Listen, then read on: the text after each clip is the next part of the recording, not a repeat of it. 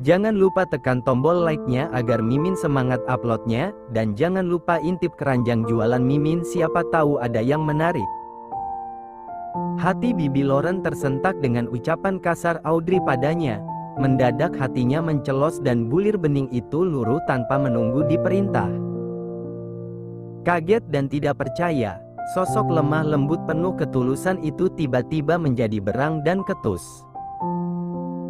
Seketika Bibi Lauren pun sadar betapa beratnya jadi gadis itu. Semua terjadi secara bersamaan meluluhlantakkan hati dan kehidupannya. Adiknya meninggal di hari yang sama dengan bayinya yang keguguran. Siapa yang akan sanggup dengan kondisi ini? Mungkin jika itu terjadi padanya, ia tidak akan sanggup dan memilih untuk mati saja. Seketika Bibi Lauren bisa mengatur hatinya saat menyadari betapa hancurnya Audrey saat ini. Ia memaklumi sikap Audrey yang tiba-tiba kasar dan ketus. "Ah, baiklah, jika kau ingin istirahat, Bibi akan menunggu di luar. Panggil saja jika kau butuh sesuatu."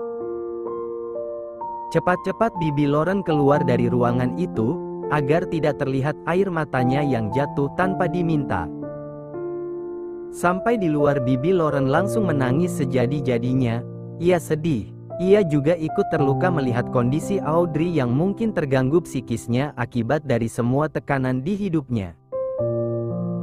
Byakta yang sudah menebak yang terjadi di dalam segera menghampiri Bibi Lauren dan memeluk wanita tua itu. Ia merasa bersalah saat ini. "Tenangkan diri Bibi, dia hanya sedang marah. Lebih baik kita mengalah saja dulu." Bibi bilang dia gadis yang baik dan lembut kan? "Percayalah, ini tidak akan berlangsung lama." Usap Byakta punggung Bibi Lauren yang bergetar akibat menangis. Ia hanya diam saat mendengar Byakta berbicara untuk menenangkannya dan sesekali menyedot ingusnya. Lama Bibi Lauren menumpahkan kesedihannya. Ia tak tahu akan menyalahkan siapa, karena ia juga sadar ini tidak luput dari kesalahannya juga. Setelah merasa lega, Bibi Lauren kembali ke dalam. Wanita tua itu memaksa untuk kembali meski Byakta melarangnya. Laki-laki itu takut jika nanti Audrey semakin tak terkendali dan malah berbuat kasar kepada Bibi Lauren, karena kondisinya saat ini sedang dalam kemurkaan yang besar. Tidak lama setelah Bibi Lauren masuk ke dalam ruang rawat Audrey, Bastian datang dengan map di tangannya. Wajahnya terlihat datar namun tegas. Tanpa basa-basi ia langsung menyampaikan maksud kedatangannya ke rumah sakit, tidak lain untuk menyerahkan hasil tes DNA yang mereka lakukan terhadap bayi yang dikandung Melissa. "Kau baca ini," ucap tegas Bastian, hatinya bergemuruh setelah mengetahui hasil tes DNA tersebut. "Apa ini?" tanya Byakta menerima map yang disodorkan Bastian. Ia langsung membuka map tersebut, mengeluarkan isinya dan langsung membacanya. Air mukanya tampak berubah-ubah saat membaca kata demi kata yang tertulis di dalam kertas tersebut. "Jadi, dia benar mengandung anakku? Bagaimana bisa? Kami bercerai sudah sangat lama, ini pasti rekayasa." Byakta memijat keningnya tidak percaya akan hasil tes DNA itu. Di kertas itu menyatakan jika dari keseluruhan pemeriksaan 99% genetik janin itu sama dengan genetik Byakta. "Aku tidak percaya ini, Roland pasti salah, hubungi dia sekarang juga dan suruh dia datang ke sini. Kalau tidak mau, katakan padanya aku akan menghancurkan hidupnya," titah Byakta. Ia kembali memijat keningnya frustasi. Bagaimana ini bisa terjadi? Jelas-jelas Melissa pergi dalam keadaan tidak sedang mengisi. Walaupun ia hamil setelahnya, harusnya kandungannya tidak seumur itu. Namun sekali lagi fakta menyatakan jika janin itu memang anak dari Byakta dilihat dari kertas yang sedang diremas itu. Bastian pun menghubungi Roland untuk menyampaikan pesan dari Byakta dan membuat janji bertemu nanti malam. Roland mengiyakan tanpa bertanya alasannya apa sampai meminta bertemu, sebab mereka sudah biasa menghabiskan waktu bersama walau hanya untuk minum satu cangkir kopi. Hari terus berganti, kesehatan Audrey begitu sangat cepat pulih. Entah karena memang gadis itu kuat, atau hanya berusaha cepat sembuh agar bisa cepat pergi mencari kehidupan baru sendirian. Dengan izin dari dokter, Audrey hari ini sudah boleh pulang. Bibi Lauren membantunya membereskan barang-barang milik Audrey. Walau gadis itu masih nampak dingin dan diam, Bibi Lauren tidak mempermasalahkan. Ia menganggap maklum atas diri Audrey yang seperti itu, sebab wanita tua itu masih sangat bersalah pada gadis yang sedang duduk di kursi roda menatap hamparan gedung-gedung pencakar langit. "Bisa aku minta sesuatu ketika sampai di rumah nanti?" pinta Audrey mengada-ada. Bibi Lauren menghentikan kegiatannya kala mendengar Audrey berbicara padanya, meski sekarang gadis itu sudah enggan menyebutnya Bibi. "Apa itu, nak?" jawab Bibi Lauren. "Selama masa pemulihan, aku ingin tidur di kamar yang berbeda dari laki-laki itu," utarakan Audrey Hatia. Bibi Lauren tampak menimbang permintaan Audrey, karena sebenarnya yang memutuskan ini adalah Byakta, bukan dirinya. "Baiklah, nanti Bibi tanya dulu pada Byakta," sahut Bibi Lauren dan kembali mengemas barang-barang. Waktu terus bergulir, namun luka itu masih begitu menganga di dalam hati Audrey. Sering ia menangis sendirian di kamarnya, menyesali semuanya. Ya, sejak ia meminta di rumah sakit saat itu untuk pindah kamar disetujui Byakta, laki-laki itu terus mengalah dan mengabulkan semua permintaan gadis itu tanpa membantah sedikit pun. Setengah bulan sudah sejak keluar dari rumah sakit, kini Audrey sudah nampak sembuh dan bisa beraktivitas seperti biasanya. Semua orang semakin bersikap baik padanya, termasuk Byakta. Ia yang tidak pernah peduli dengan hidup orang lain, kini ia terlihat sangat peduli dengan Audrey. Tapi Audrey tidak pernah menganggap semua yang dilakukan Byakta padanya, bahkan terkadang ia acuhkan begitu saja. Kini Audrey nampak sedang berdiri di balkon menikmati hembusan angin malam yang menyejukkan jiwanya. Ia memejamkan mata merasakan kehadiran ibu, ayah dan adiknya sedang memeluk dirinya yang sepi. Mengalir bulir bening itu untuk yang kesekian kalinya setiap ia melakukan hal ini sebelum tidur. "Ibu, ayah, Ryan, aku rindu. Tidakkah kalian kasihan denganku? Kalian meninggalkan aku sendirian di sini." Audrey terisak lagi. Gadis itu kembali ke dalam kamar setelah melepas sesaknya bersama dinginnya angin malam. Ia berharap angin akan menyampaikan segala rindunya pada mereka yang sudah pergi meninggalkannya sendirian. Audrey menatap travel bag-nya di dekat lemari. Ia akan pergi dari sini dan akan memulai hidup baru. Segala rencana sudah ia susun. Ia tidak peduli dengan takdir yang sudah pasti akan menghalanginya. Ia akan setegar karang melawan semua demi kebebasan dan hidup normal seperti manusia pada umumnya. Gadis itu pun mulai membaringkan tubuhnya dan memejamkan mata, berharap pagi segera tiba. Di tempat lain, yaitu di kamar Byakta, laki-laki itu sedang memikirkan bagaimana cara mendekati istrinya. Ia sama sekali tidak punya nyali untuk itu. Bahkan beberapa cara sudah didapatkan berbekal pencarian di ponselnya, namun ia tak yakin ia bisa melakukannya. Belum pun bertemu dan menyampaikan langsung yang ingin disampaikan. Keringat dingin sudah membasahi telapak tangannya. Setelah lelah berlatih, akhirnya Byakta pun tidur memasuki alam mimpi yang tak pernah jadi nyata. Matahari merangkak naik, menerangi bumi indah yang memberikan banyak kesempatan pada manusia untuk menghasilkan segala upaya agar tetap bisa bertahan hidup.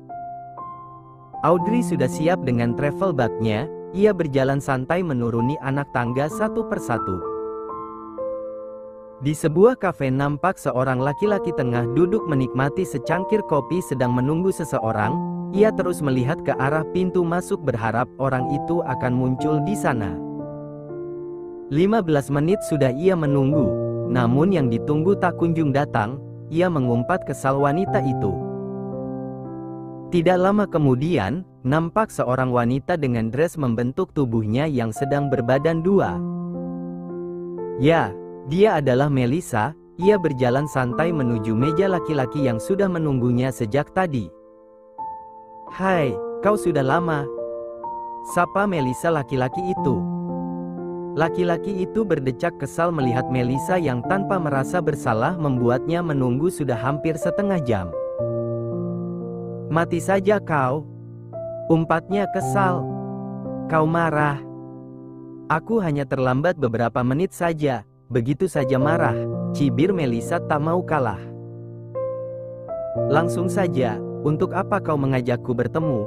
Kau tidak lihat semua sedang kacau? Semua akan berantakan jika ada yang melihat kita bersama." Melisa menyeringai melihat kegusaran laki-laki yang berada di hadapannya ini. "Kau takut? Oh ayolah, semua sudah berjalan sesuai rencana kita, gadis itu sudah keguguran, sekarang kita hanya tinggal menyingkirkannya saja," jelas Melisa bangga. "Apa rencanamu selanjutnya?" tanya laki-laki itu lagi. "Tidak perlu rencana lagi, kita tunggu saja, dalam waktu dekat ini ia pasti akan keluar dari rumah itu dengan sendirinya." Melisa menjentikkan tangan untuk memanggil seorang pelayan, pelayan tersebut pun datang.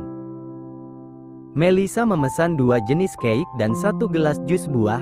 Setelah itu pelayan itu berlalu untuk menyiapkan pesanan Melisa. "Kau yakin dia akan pergi dengan sendirinya?"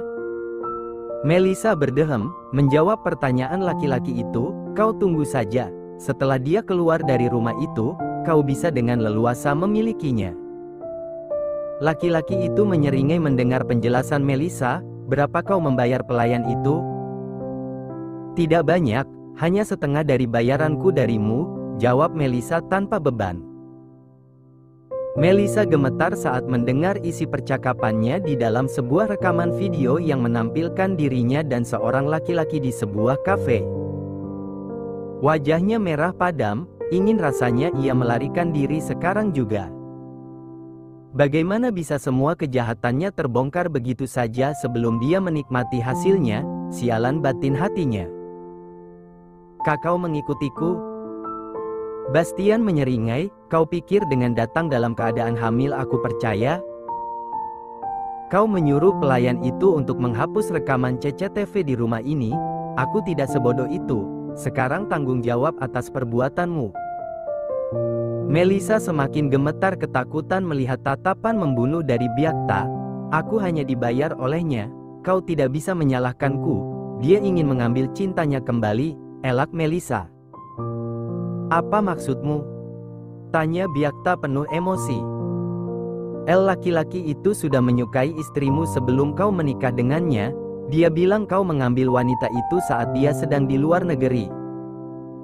"Aku tidak tahu apa-apa, tolong lepaskan aku." Melisa mulai menangis ketakutan.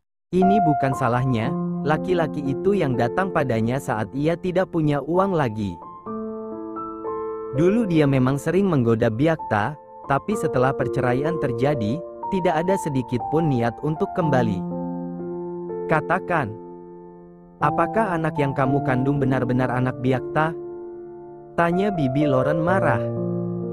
Melisa mengangguk. "Pasti, benar, ini adalah anak Tuan Byakta, karena dengan saya mengandung anak Anda dan mencelakai wanita itu sampai keguguran, Anda akan melepaskan wanita itu dan datang pada saya." Lalu Melisa pun menceritakan bagaimana ia dan Roland bertemu untuk yang pertama kali. Laki-laki itu menawarkan kerjasama dengan bayaran yang sangat fantastis. Sebagai seorang wanita yang memang suka uang, Melisa menyetujui kerjasama yang ditawarkan Roland padanya, yaitu menanamkan asteris milik Byakta ke rahimnya. "Cih!" Byakta berdecak, tak menyangka Roland sahabatnya melakukan semua ini padanya. Ia juga ingat saat Byakta memeriksakan diri untuk mengetahui ia mandul atau tidak. Ternyata Roland memanfaatkannya saat itu. Byakta memberikan sampel spermanya pada Roland, karena ia mengatakan itu adalah salah satu yang harus dilakukan untuk mengetahui ia subur atau tidak. Hatinya memanas, bagaimana bisa sahabatnya melakukan ini?